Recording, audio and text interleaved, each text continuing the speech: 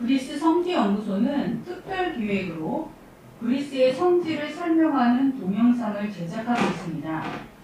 오늘은 두 번째 순서로 사도 바울이 유럽에 첫 발을 딛는 역사적 장소인 네아폴리에 대해 알아보도록 하겠습니다. 네아폴리라는 말이 등장하는 구절은 사도행전 16장 6절에서 11절입니다. 읽어보겠습니다. 성령이 아시아에서 말씀을 전하지 못하게 하시거늘 그들이 부르기아와 갈라디아 땅으로 다녀가 무시아 앞에 이르러 비두니아로 가고자 애쓰되 예수의 영이 허락하지 아니하시는지라. 무시아를 지나 드로아로 내려갔는데 밤에 환상이 바울에게 보이니 마게도냐 사람 하나가 서서 그에게 청하여 이르되 마게도냐로 건너와서 우리를 도우라 하거늘 바울이 그 환상을 보았을 때 우리가 곧 마게도냐로 떠나기를 힘쓰니 이는 하나님이 저 사람들에게 복음을 전하라고 우리를 부르신 줄로 인정함이러라. 우리가 드로아에서 배로 떠나 사모드라게로 직행하여 이튿날 네아폴리로 가고. 오늘도 그리스 성지연구소 소장이신 조동규 목사님께서 설명해 주시겠습니다. 안녕하세요, 목사님. 안녕하세요. 깔리메라. 반갑습니다.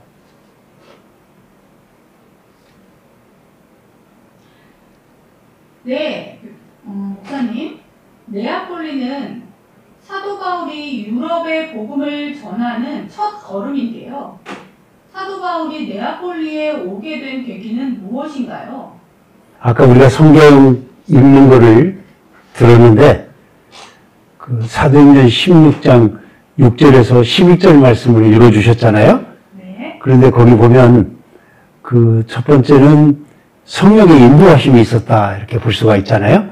그런데 성령의 인도하심이라고 하는 거를 우리가 그 늘 긍정적인 것으로 본다면 성령님의 내가 안 됐을 때, 어려울 때, 벽에 부딪혔을 때 이건 성령의 인도하심이 아닌가? 이렇게 생각할 수가 있어요.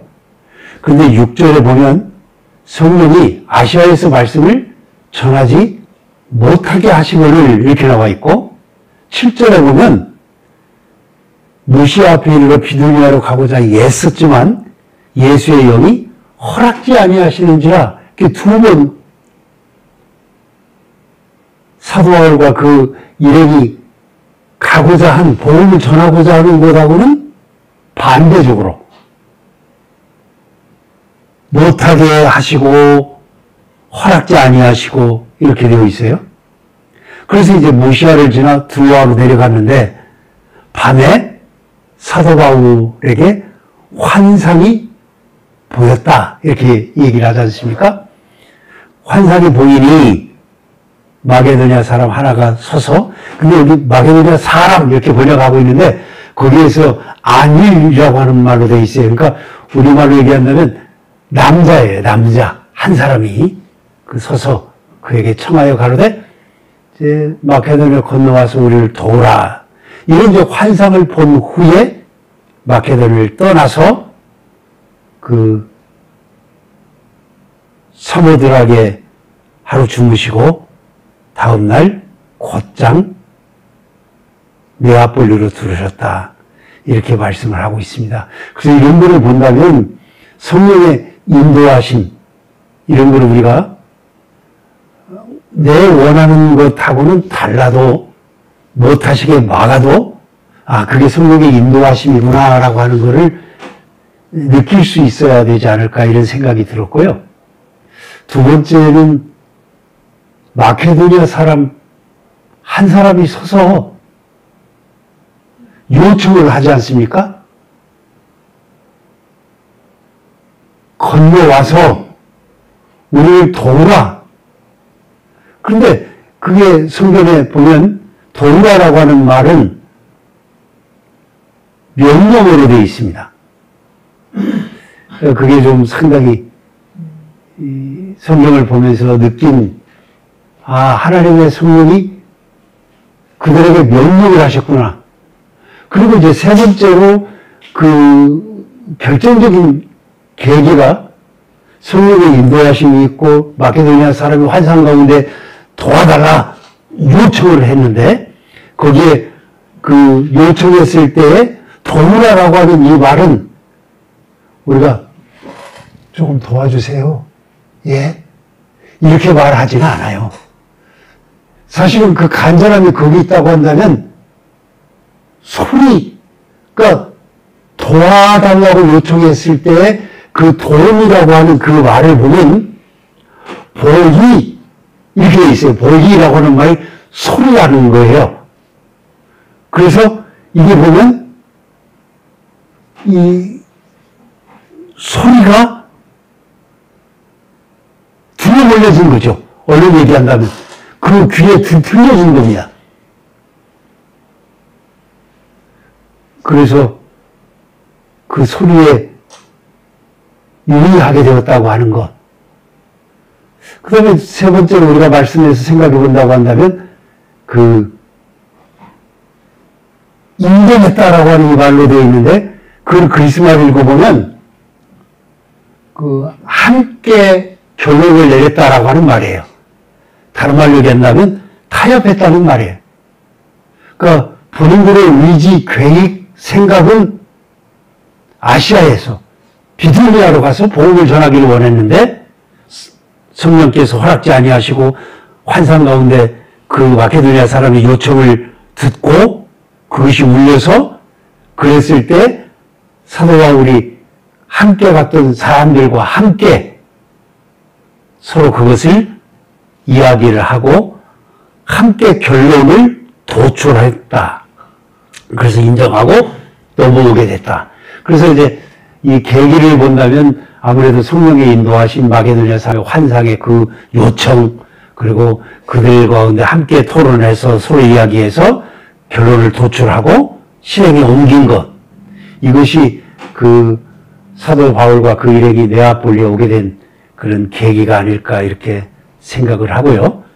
그리고 우리가 조금 하나 생각해 볼 것은 마케도니아 사람 하나가 나타났다 이렇게 얘기하잖아요. 마케도니아 사람, 남자 그 한 사람.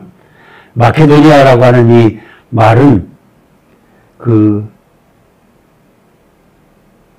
마케드노스.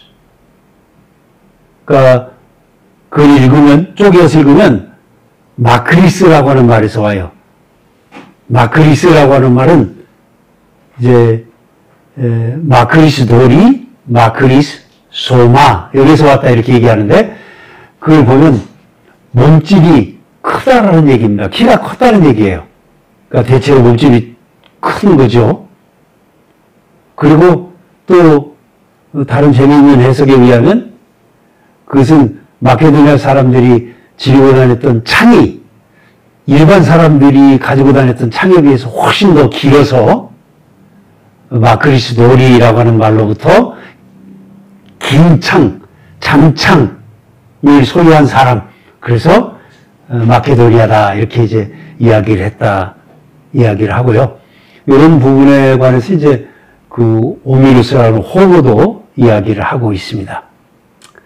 자, 우리가 그 잊어버리지 말 것, 그것은 그 계기에는 이 자기들의 열망도 있었지만 꿈도 있었지만 그 비전 속에 그거를 보고 성령의 인도하심, 다른 방향으로 생각하게 한 이런 것이 큰 계기가 되지 않았나 이렇게 보여집니다.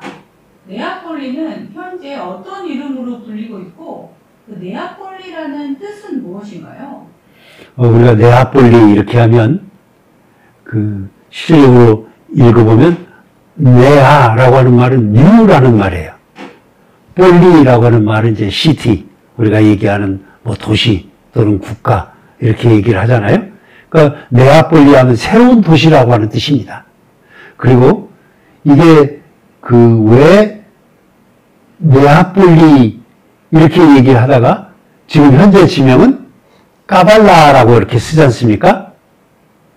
그 성경의 네아폴리라고 하는 이것은 원래 BC 7세기, 그리스도 이전 7세기경에 네아폴리 앞에 있는 섬 주민들이 있는데 그걸 다소스라 그래요.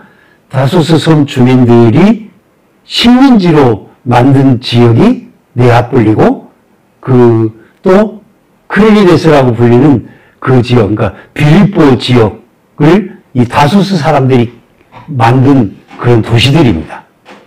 그리고 이 네아폴리라고 하는 말은 이제 실질적으로 어디서 왔을까 할 때 그 스카발라에서 왔다. 그러니까 오늘날의 그 네아폴리 즉 까발라의 구까발라라고 불리는 빨레아 까발라가 있어요. 그걸 스카발라라고 불렀는데 그 스카발라에서 까발라가 왔다라고 하는 그런 설명이 있고 또 다른 하나의 설명은 그 이탈리아인들이 거기 지역에 있으면서 들어오면서 멀리에서 배를 타고 이렇게 들어오다가 그 지역의 모습이 말과 같이 생겼다. 이렇게 해서 이제 나왔다. 그런 이야기고 그래서 그들이 부르기를 까발라라고 하는 말인데 그게 그리스말을 읽으면 알로고라고 하는 뜻입니다. 그리고 이제 후대에 이 까발라라고 하는 말은 어디서 왔느냐?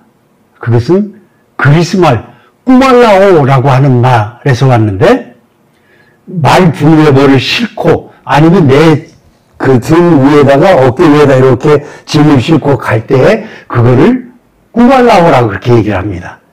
거기에서 까발라가 왔다 이렇게 얘기를 하고요. 그건 아마 그 지역의 연마소, 말의 편자를 갈아주고 말을 쉬게 하고 말에게 먹이를 주는 그런 연마소가 있어서 거기로부터 유래해서 까발라가 왔다 이렇게 이제 이야기를 합니다. 그런데 아주 재미있는 부분은 까발라라고 하는 이게 말이 그리스 지역에 15군데가 있어요. 그러니까 데살로니카에도 있고요. 아테네도 있고요. 요하니나에도 있고 니케아에도 있고 파타라도 있고 하여튼 뭐 크레타에도 있고요. 이렇게 해서 15군데 까발라라고 하는 그 이름에 옛날 이름을 썼던 네아폴리라고 하는 이 말이 15군데 도시 마을이 있습니다. 그리고 역사적으로 마지막으로 말씀을 드린다고 한다면 이 성경에는 네아폴리로 나오고요. 그것은 말씀드린 그리스도 이전 BC 7세기로부터 AD 그리스도 이후 746년도까지는 네아폴리라고 쓰여지다가 746년도 이후로부터 1470년대까지는 그리스도폴리라고 불려요. 근데 이게 그리스도폴리스라고 하는 이 말이 그리스도의 도시라고 하는 뜻입니다. 그러니까 이 지역에 네아폴리 지역에 신자들이 크리스찬들이 아주 많아지면서 폭발적으로 늘어나면서 그 도시가 그리스도의 도시라고 하는 뜻으로 쓰여져서 우리가 부를 때 그리스도폴리스라고 부르게 되죠. 그리고 1470년도에 이르러서 지금까지 까발라라고 부르고 있습니다. 오늘 까발라, 그 이전에는 그리스도폴리, 그리고 사도 바울 당시에 네아폴리. 그리고 이제 그 네아폴리는 그 도대체 몇 명이 살까 이걸 이제 찾아보면 다 약간씩 다르게 나와 있어요. 그것은 네아폴리 시장이 관할하는 거기를 말하느냐 아니면 주변까지 말하느냐에서 인구의 편차가 조금 있어요. 그런데 2011년도에 그 인구조사를 한 네아폴리 주민으로 등록한 인구는 58,700명입니다. 그 등재되어 있는 사람 수고 우리가 보통 얘기할 때는 6만 명이다 이렇게 이야기를 합니다. 네, 목사님. 네아폴리는 로마 시대에 세워진 전략적 도시라고 알고 있습니다. 그렇다면 역사적으로 네아폴리에서 발생한 중요 사건들은 어떤 것들이 있나요? 예. 그런데 사실은 로마 시대에 전략적으로 세워졌다고 하는 말이 맞긴 해요. 왜냐하면 그 당시에 이 북쪽에서 또 북동쪽으로 쭉 나가기 위해서는 굉장히 중요한 자리가 네아폴리였습니다. 그리고 무엇보다도 브루투스의 함대가 기항을 했던 그런 지역이 네아폴리입니다. 사실 네아폴리에서 벌어진 전쟁은 아닙니다. 네아폴리로부터 16km가량 떨어져 있는 곳에 빌립비라고 하는 빌립보 지역이 있어요.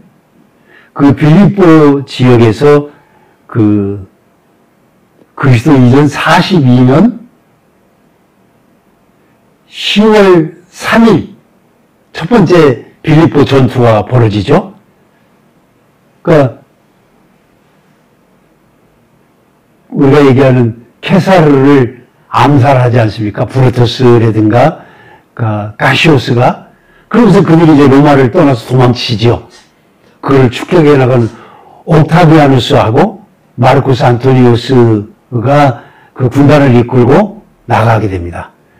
그리고 동쪽으로 피했던 브루투스라든가 이 가시오스가 함께 진영을 이루어서 빌립보에서 이제 대진해서 전쟁이 벌어지게 됩니다. 사실은 옥타비아누스하고 브루투스하고 싸우게 되고 마르코스 안토니우스하고 가시오스의 롱기우스라고도 얘기하는데 그 가시오스 롱기우스하고 이제 싸우게 돼요. 그랬을 때 사실은 브루투스가 옥타비아누스의 군대를 물리치게 됩니다.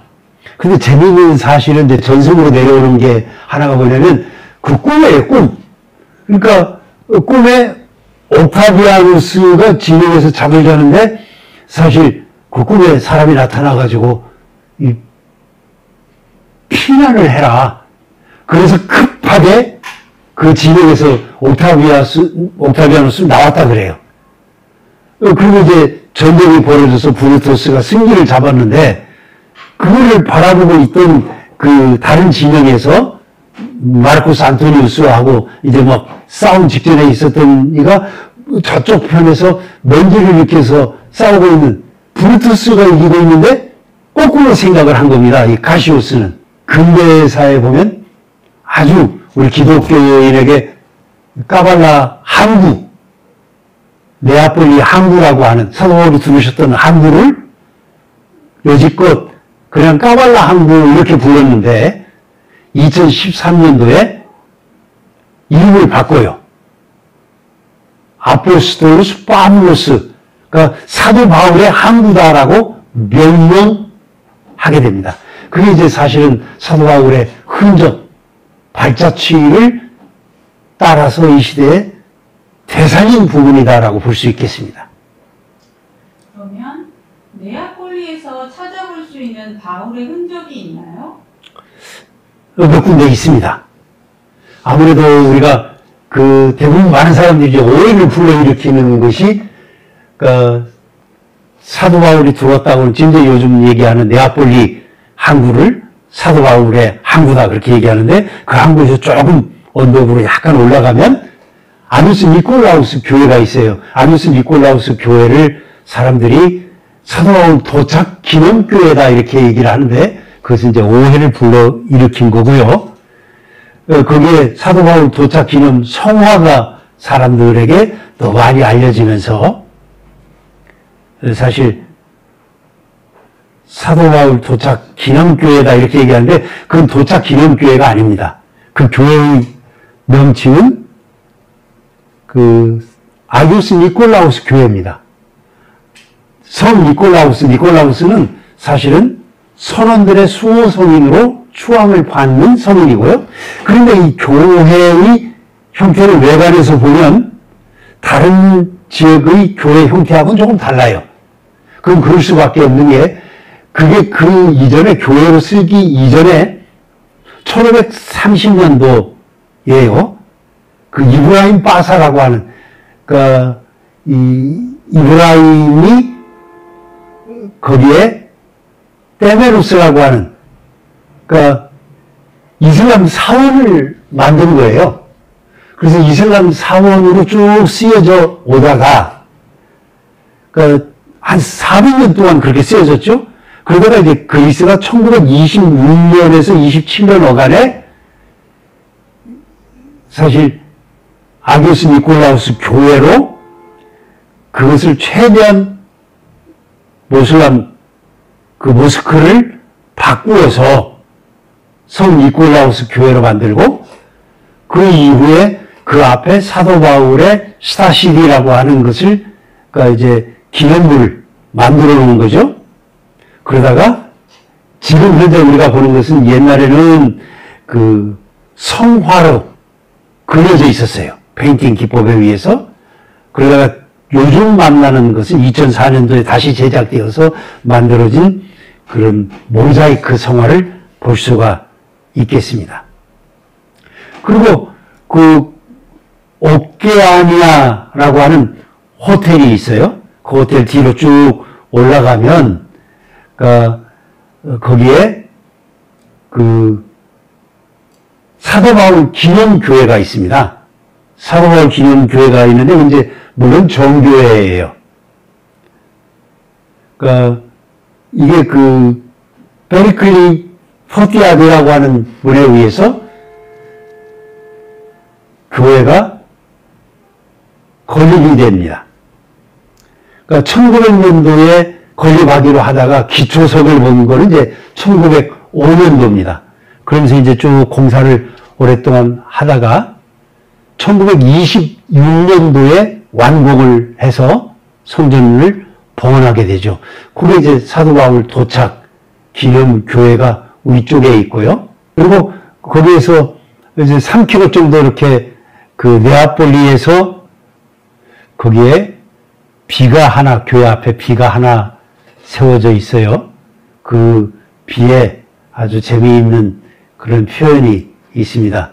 거기에 보면 그 사도 바울과 실라가 그 일행이죠. 네아폴리에서 빌립보 지역으로 가면서 계속 언덕길에 올라오니까 힘드셨는가 봐요. 그래서 그 자리에 앉아서 쉬셨다라고 하는 그런 내용이 기록되어 있는 비가 있습니다. 요거는 이제 사실은 조그마한 교회당은 1937년도 6월 12일 날 만들어졌고요. 그 이후에 이제 그 수도사들의 숙소가 지속적으로 건립이 되었고 근대까지도 일들을 하고 있습니다. 그리고 그리스에서는 해마다 7월 30일이 신라의 그 기념일로 성인의 기념일로 지켜오고 있어서 많은 신자들이 그때 찾아듭니다. 목사님, 그러면 그 성 니콜라우스 교회에 사도 바울 기념 모자이크가 있다고 들었는데요. 이 모자이크에 대한 자세한 설명을 부탁드립니다. 네. 그 사실은 이 모자이크는 그 원래 성화로 아이콘이라고 이콘이라고 하는 그 벽에다가 회벽을 바르고 페인팅한 그런 기법이에요. 그래서 성화가 그려져 있었는데 햇볕에 그대로 노출되다가 보니까 더위와 추위와 습기 이런 것들에 의해서 갈라져요. 회벽바라고 페인팅한 것이 떨어져 나와요. 그거를 이제 2004년도 아테네 올림픽 앞에 그 모자이크를 만듭니다. 이 모자이크의 주제는 그러니까 양쪽에는 한쪽에는 십자가가 있는 데는 이제 말씀이 사도행전 16장 아까 우리가 읽은 그 부분이 기록되어 있고 그리스 말로 기록되어 있고 이제 영어로 왼쪽 편에 있는 말은 이제 다른 나라 말로 이렇게 글 쓰여져 있어요. 글이 성경의 말씀이. 그리고 가운데에는 이 금과 같은 그 환상을 금으로 표현을 했어요. 그리고 사실 이렇게 보면 적는 가운데에 마케도니아 사람, 한 사람이 나타나 있어요. 그런데 그게 달걀식으로 이렇게 되어 있습니다. 그래서 색깔에 그 흰색으로 됐는데, 그 특히 낮에나 또 밤에 보면 조명이 들어오고 햇빛이 들어왔을 때 보면 그 부분이 이렇게 빛이 나게 되어 있습니다. 그러니까 그것은 사도 바울의 환상, 이것은 결국은 어디에? 다메섹에서의 주님과의 만남, 그 빛, 그것을 이 초초니스는, 블레시오스 초초니스는 표현하고 있고요. 왼쪽에 성체가 있습니다. 그게 두루와 성입니다. 사도 바울이 비스듬하게 누워 있으면서 이제 마케도니아 사람 한 사람이 나타나서 와서 우리를 도우라. 근데 건너와서 그렇게 표현하고 있어요. 도와라. 그러니까 이제 배를 타고 사도 바울이 그 말씀을 듣고 인정하고 타협하고 함께 논의 한 끝에 배를 타고 이제 넘어오게 됩니다. 그래서 네아폴리 항구에 이렇게 딱 들어오셔요. 그런데 그 오른쪽에 성화에 보면 그 신전 같은 그런 모습이 모자이크되어 있어요. 그 신전은 그 자리가 옛날 그 신전이 있었던 자리입니다. 신전이 있었던 자리에 이제 배가 들어오게 되었다라고 하는데, 사실은 우리가 저도 뭐 그렇게 설명을 합니다만은 사도 바울이 발을 여기에 디뎠다 얘기를 하고 세월 속에 이제 항구 쪽으로 이렇게 물러가고 내립되고 이러면서 현재 항구하고 여기하고 좀 떨어져 있지 않습니까? 여하튼 배에서 발을 내릴 때 보면 왼발을 먼저 밟을까요? 오른발을 먼저 밟을까요? 그런데 성화에 보면 왼발을 밟아요. 그런데 사실 재미있는 부분으로 그리스 사람들은 집들이 할 때, 집을 새로 사서 이사했을 때, 아니면 어떤 가게를 개업했을 때, 이제 사람들을 초대하고 들어가면 오른발을 집 안이나 가게의 첫 번째 발을 오른발로 밟습니다. 그런 풍습이 있어요. 그래서 어떤 분들은 심지어 집 앞에 또는 가게 앞에 서서 계속 얘기를 합니다. 뭐라고? 첫 발을 들일 때 오른발을 들여라. 오른발을 들여라. 그렇게 얘기를 해요. 그 사도 바울이 왜 오른발을 들였을 때 여담으로? 사도 바울이 유럽으로 들어왔을 때 내륙에서 첫 발을 디딘 곳은 네아폴리죠. 그러나 그 앞에 들어왔던 곳이 어디입니까? 사모스라키. 그래서 우리가 얘기하는 사모드라게. 거기에서는 오른발을 들였고, 두 번째는 네아폴리에 두 번째 들어오시면서 왼발을 들였다. 이렇게 이야기를 합니다. 조금 더 발을 잘 보시면 사도 바울의 환상을 보았을 때 비스듬하게 누워 계실 때 보여진 발은 오른발이 보여요. 왼발은 감춰져 있습니다. 근데 배를 타고 건너오실 때 왼발 오른발이 다 드러나 있는데 왼발은 발을 디디는데 오른발은 발등이 부어 있어요. 왼발에 비해서 오른발이 굉장히 큽니다. 왜 그럴까요? 항상 성화를 그리는 그리스 성화가들은 그 성화 어딘가에 자기의 신앙을 고백을 해요. 그리고 무엇보다도 우리가 이거를 제작한 작가가 블라시스 초초리스라고 하는 분인데, 이 블라시스라고 하는 이분의 그리스 말의 옛날 뜻을 읽어보면 블레시오스가 되어 있습니다. 블레시오스라고 하는 그 뜻은 발이 구부러진 자라는 뜻이에요. 그러니까 발이 구부러졌다. 그리고 그가 이제 그 인터뷰에서 신앙 고백 이런 걸 했는데 뭐라고 표현했냐면 자기는 어려서부터 자란 게 그 가정에서 자란 게 그 가족의 분위기가 네 가지를 얘기해요. 사랑. 두 번째가 자신감. 세 번째가 어떤 일을 하든지 근면. 그리고 네 번째가 정의. 그러니까 사랑, 자신감, 근면, 그리고 정의. 이걸 강조하는 집안에서 자라게 돼요. 그리고 그가 어려서부터 그 얻게 된 그런 탤런트 이런 것들을 키워가면서 그는 이렇게 이야기를 합니다.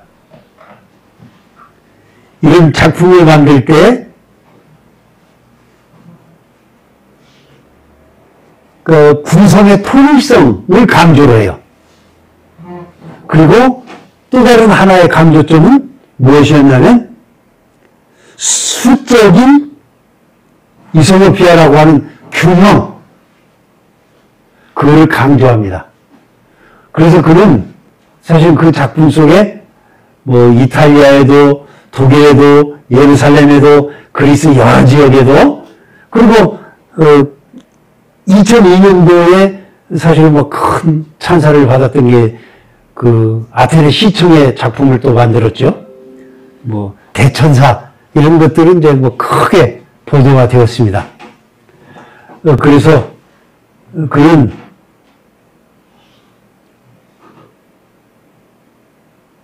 하나님 제게 빛을 허락해 주소서. 그리고 그 빛이 나를 통과하게 해 주소서. 내 손을 통하여 당신의 영광에 봉사할 수 있게 해 주소서. 그러면서 이제 그가 그 발에다가 자기 신앙 고백을 내요. 내 구부러진 성격, 구부러진 내 삶, 이런 것을 주님께서 치료해 주셔서 보금전도자의 발, 그 발을 나도 내 삶 속에서 내 작품 속에서 표현하게 해달라고 그렇게 기도를 드렸다라고 이야기를 합니다. 네, 목사님. 사도 바울이 네아폴리에서 빌립보를 향해 걸었던 길이 아직 남아있다고 들었습니다. 그곳을 직접 걸어보면 정말 감동적일 것 같은데요. 그 길이 아직도 있나요? 네, 있습니다. 여기에 보면 비아 에그나띠아라고 하는 그런 길이 있어요. 이 에그나띠아 길은 지금 현재는 새로운 비아 에그나띠아 새로운 도로가 나면서 옛 길이 잘려져 있습니다. 그 네아폴리에서 올라가는 우리가 차를 타고 올라가는 그 길 말고 그 이전의 길이 어디에 있냐면 에그나띠아라고 하는 호텔이 있어요. 그 호텔에서 쭉 내려서 들어가면 옛날 길이 있는데 그 옛날 길이 약 1100m가량이 있고요. 그리고 새로운 에그나띠아 길이 있는데 그 길에서 쭉 내려가면 한 400m 길이 잘 보존되어 있습니다. 그리고 사실 에그나띠아라고 하는 이거는 비아 에그나띠아라고 읽는 것보다는 그리스에서는 다 우리가 그냥 비아 에그나띠아 이렇게 얘기를 합니다만은 사실은 비아 에그나띠아가 아니라 그리스 말을 읽으면 오도스, 이오도스 에그나띠아 이렇게 읽어야 되겠습니다. 오도스라고 하는 말이 이제 그 길이라고 하는 그런 말이에요. 오도스도 있고 드로모스도 있고 뭐 이런 여러 개 말이 있는데 그 에그나띠아라고 하는 말은 그 사실 로마에서 이 마케도니아의 총독으로 온 사람의 이름이 그나이오스 에그나티오스예요. 그 에그나티오스의 이름을 따서 우리가 에그나티오 길이다 이렇게 이야기를 합니다. 그 이제 사도 바울 시대의 길이 나 있었지만 그 이후로 지속적으로 로마가 길을 닦아서 콘스탄티노폴리까지 연결을 합니다.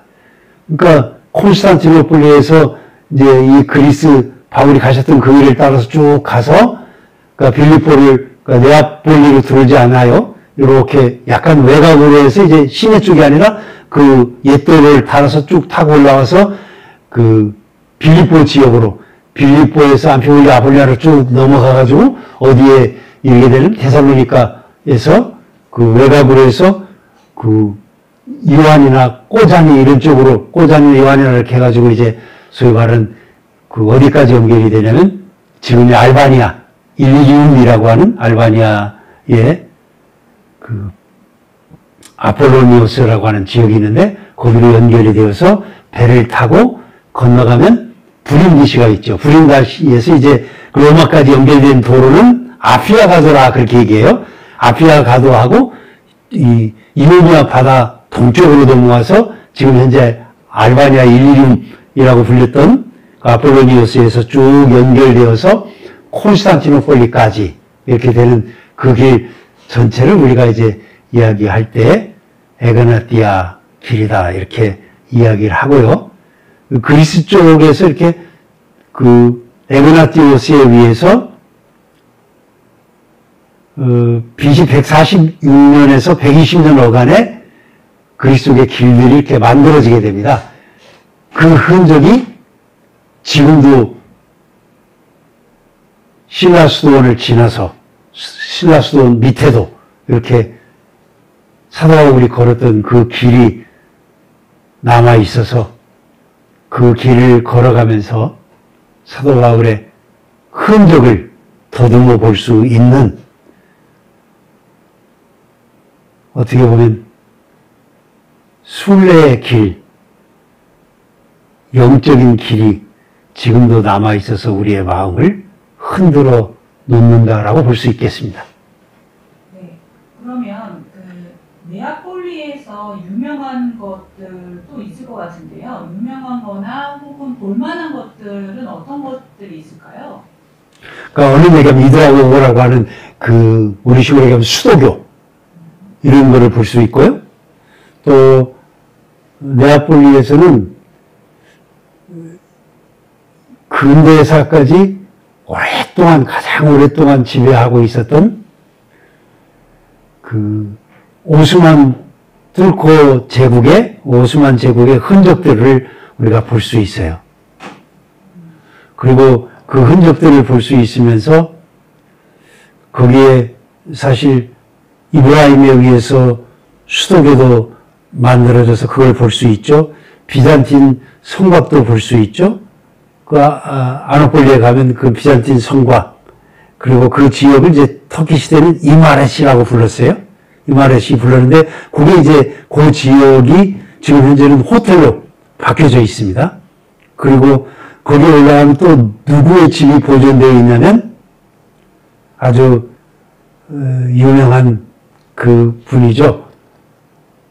알리파사 그 동상이 세워져 있고 그 집이 있습니다. 그리고 사도 바울이 들어왔다고는 그런 항구도 남아 있는데 네아폴리에서 유명한 곳을 얘기하라고 한다면 그리스 북쪽에서 데살로니카도 이제 바닷가에 있지만 네아폴리 지역의 해변보다는 조금 거칠다라고 볼 수가 있어요. 그래서 사실은 데살로니카 사람도 이 지역에 있는 해변을 많이 좋아합니다. 그래서 거기에 바티스 해변, 초카 해변, 페리알리 해변, 여러 해변이 뭐 10여 개가 있습니다. 유명한 해변들이.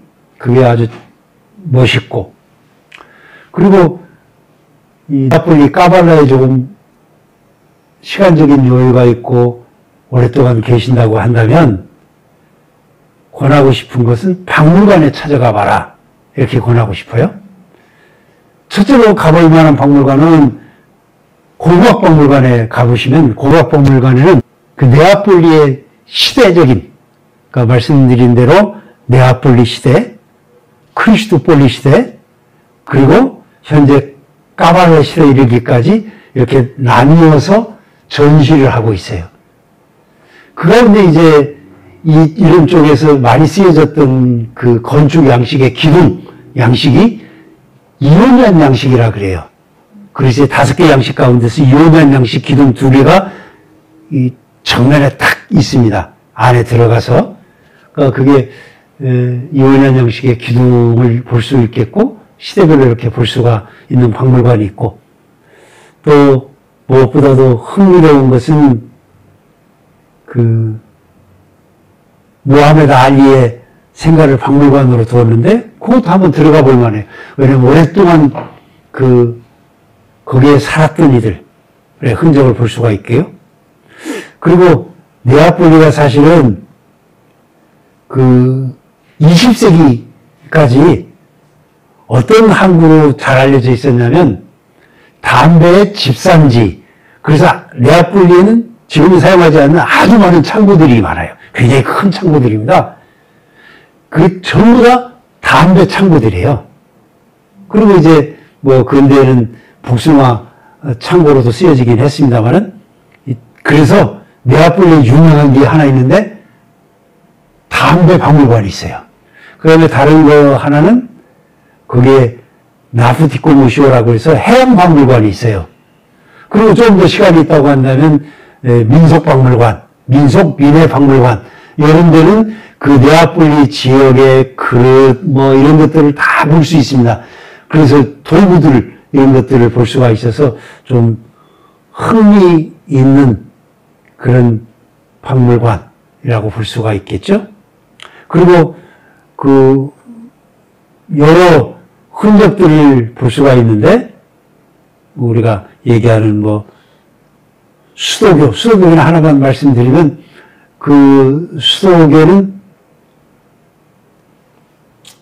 사실 15세기 1420년에서 1432년 연대를 약간씩 다를 수는 있습니다. 그때 만들어진 거고요.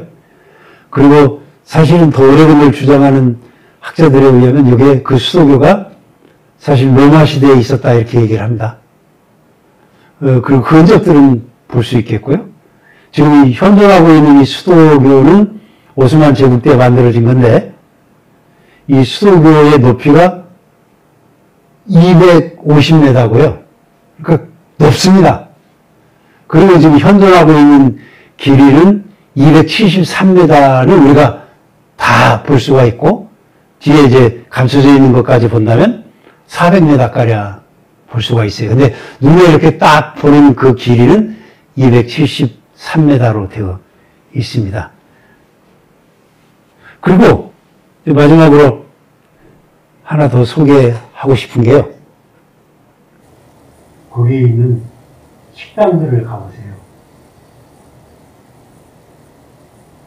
전통적인 식당에 가보시라고 권하는 것은 거기에 살았던 사람들, 사도 바울 당시에 본토인 그리스 사람들, 그리고 로마인들, 근대로 넘어온다고 한다면 역시 그리스 사람들, 그리고 터키 사람들, 불가리아 사람들, 유대인들, 알메니아인들, 이런들이 함께 살았던 지역이어서 그들이 함께 들여온 그런 음식들이 섞여져 있으면서 또 독자적으로 개발되고 이러면서 아주 다양한 맛을 볼 수 있는 지역 가운데 하나가 네아폴리, 지금의 까발라입니다.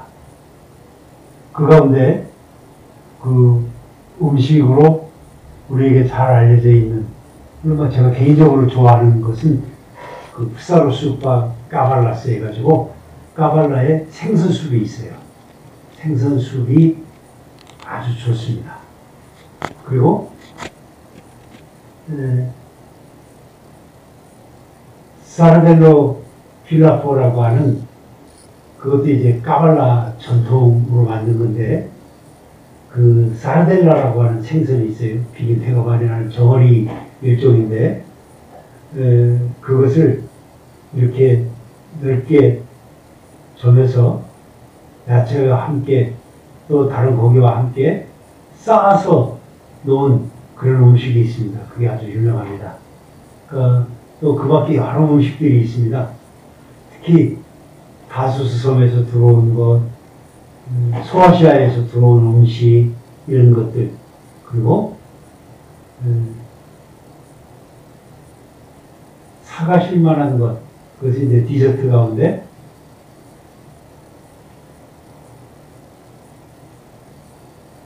꾸라비에데스라고 하는 밀가루, 설탕, 버터, 아몬드 이런 것들을 넣고 만든 디저트가 있어요.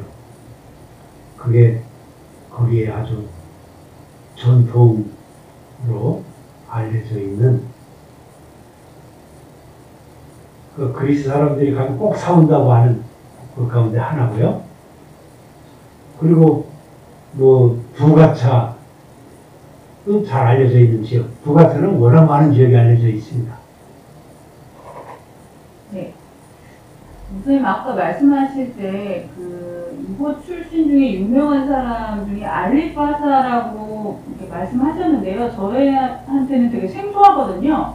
알리파사에 대해서 설명해 주시겠습니까? 무함마드 알리파사가 있죠. 이분은 까발라 여기에서 그 1769년도에 태어납니다. 그런데 다른 데 보면 1770년 이렇게 나와요. 근데 이거는 69년으로 이제 수정들을 하게 된 것은 이 알리파사가 나중에 사람들에게 이야기하기를 자기가 태어난 연도가 언제 태어났느냐 1769년도에 태어났다 이렇게 얘기했어요. 왜냐하면 1769년도에 누가 태어났냐면 나폴레옹이 태어난 해거든요. 그러니까 그거를 자기는 나폴레옹하고 사실은 싸웠거든요. 그 군대하고. 그리고 이 까발라에서 태어나가지고 군대에 입대해서 이집트에서 나폴레옹 군대하고 싸웠어요. 그리고 알바니아인 부대의 그 지휘관이 되고 그 이집트에서 그 이집트의 봉건적 영주였던 맘루크를 눌러서 민심을 획득하게 됩니다. 그리고 1805년도에 그 술탄에게서 이집트의 태수의 지위를 승인받게 되죠. 그리고 그 맘루크의 토지를 몰수해서 농업의 관계 이걸 이루고 공장을 설립하고 알렉산드리아의 항구를 다시 크게 넓히는 축항을 하게 되고 육해군들의 군대를 개혁을 하고 그러면서 이집트의 근대화에 노력을 했고 이집트의 그 마지막 왕조인 무함마드 알리 왕조의 창시자가 바로 이 알리파사입니다. 그리고 그리스하고 이제 사실은 그리스의 이 까발라에서 태어났지만 터키인이죠. 지금의 터키인하고는 조금 다르다고 볼 수 있겠습니다만은 여하튼 오스만 제국의 그 사람으로 그가 그 사실 힘을 잃어간 술탄 이런 때 그 술탄에 대항을 해서 그리스 독립전쟁이 이제 일어나니까 술탄을 원조를 해요.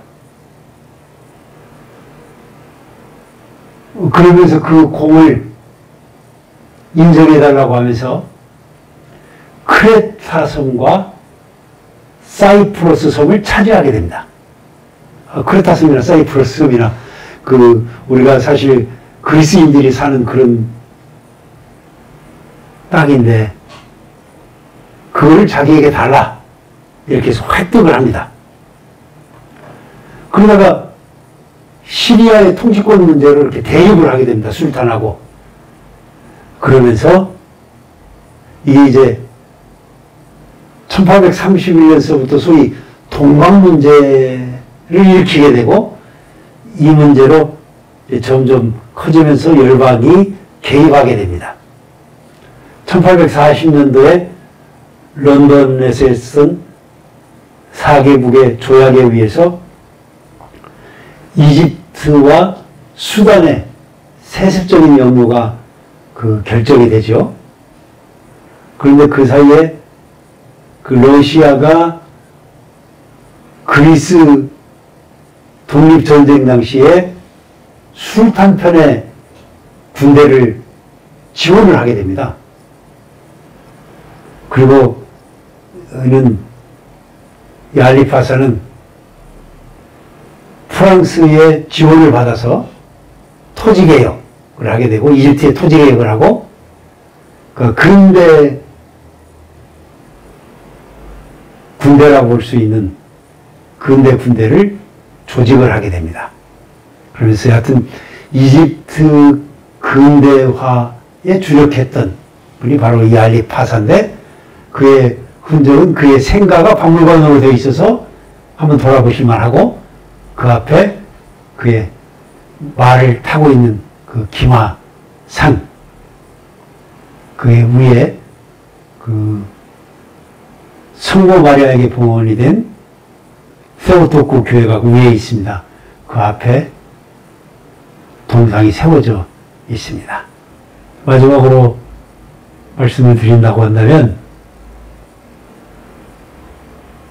발자국 거기에서 왼발이 됐든 오른발이 됐든 들어온 네아폴리를 이소도스라고 생각을 합시다. 이소도스 반대말이 엑소도스예요. 이소도스라고 하는 말은 이제 우리식으로 읽으면 에라스무스적으로 읽을 때 에이소도스라고 읽죠. 입구. 엑소도스는 출구. 그래서 이소도스와 엑소도스는 사실은 지금 현재에서도 출력과 입력으로도 쓰여집니다. 그러니까 사도 바울이 네아폴리에 들어오셨다고 하는 것. 네아폴리는 뭐냐 하면 입구였다. 이렇게 볼 수 있겠습니다. 네. 네, 오늘 사도 바울의 흔적이 많은 이 네아폴리에 대해서 정말 많은 것을 배웠습니다. 다음 시간에는 사도 바울이 방문한 마게도니아의 첫 번째 성 빌립보에 대해서 알아보겠습니다. 오늘도 수고해 주신 우리 조동주 소장님 감사드립니다. 다음 주에 뵙겠습니다. 감사합니다. 야사스.